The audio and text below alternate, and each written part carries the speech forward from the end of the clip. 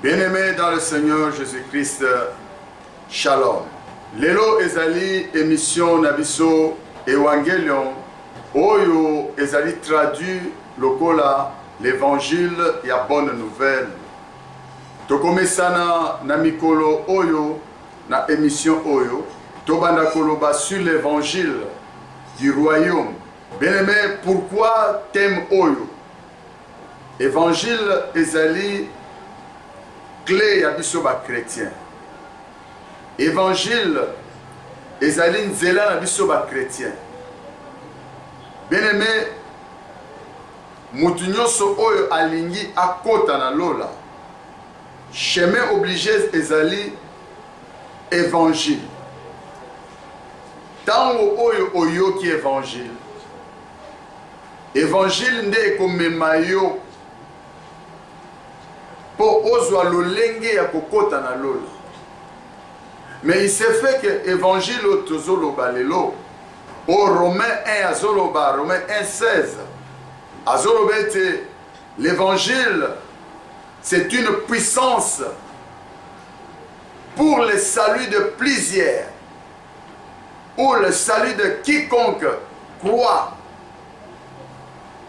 Évangile ezali puissance. Alléluia.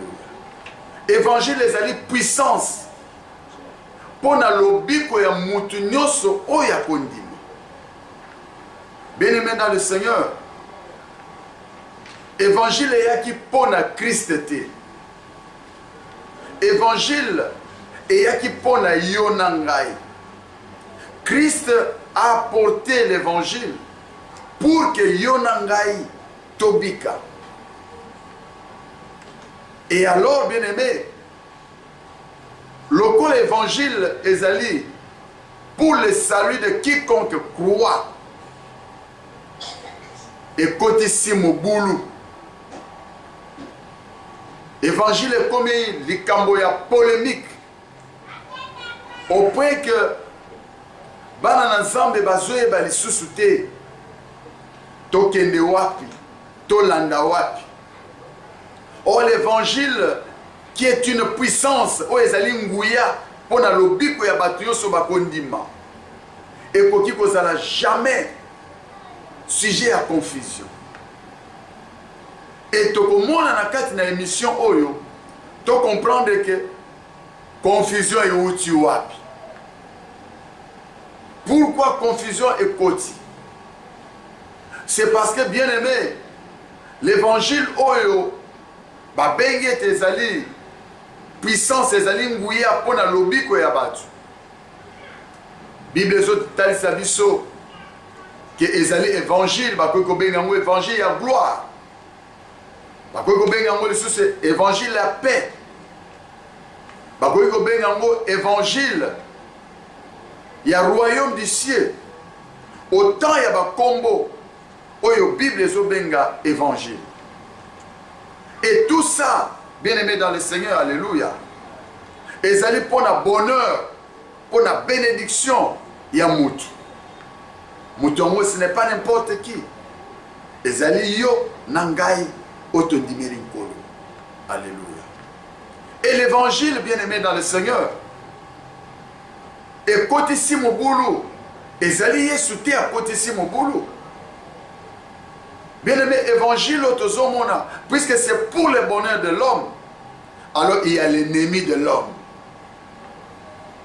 Tobo sanate, notre Seigneur, Jésus-Christ, nakati na Matthieu 13, azolo banini, alobete mutu moko, alona ki elangana ye. Elangane aloni milona, bleu.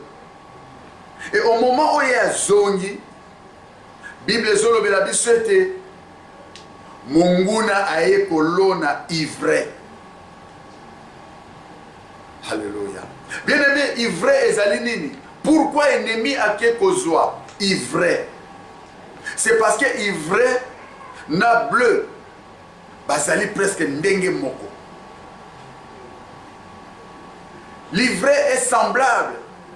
Ce qui ozali na misute ya koyeba, okoki ko confondre yango Alors nous comprenons par là, alléluia, que l'ivraie ennemi à côté saki yango azaki na bit moko pour créer la confusion na kati na bana na Nzambe, pour créer la confusion na kati na peuple de Dieu.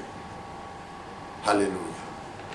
Bien-aimé, voilà pourquoi émission oyo et ko sunga yo na ngai pendant longtemps.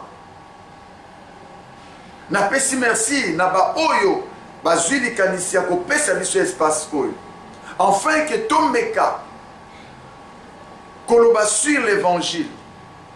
Et quel évangile? Il y a bonne nouvelle.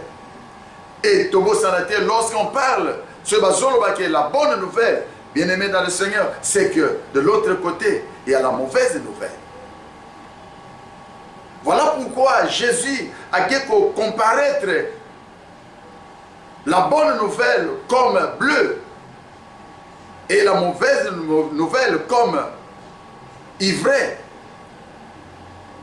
Bien aimé, la confusion c'est l'ennemi. Oyaye kolona pour créer confusion.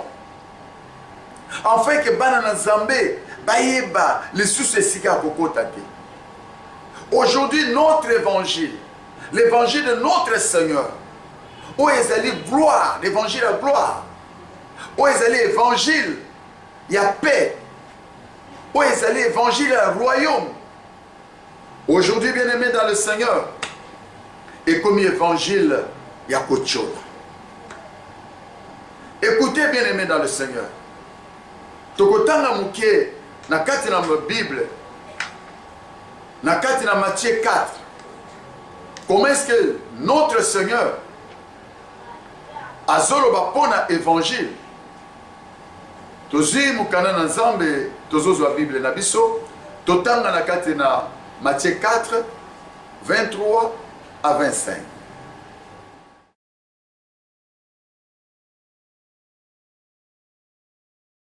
Jésus parcourait toute la Galilée, enseignant dans les synagogues, prêchant la bonne nouvelle du royaume et guérissait toute maladie.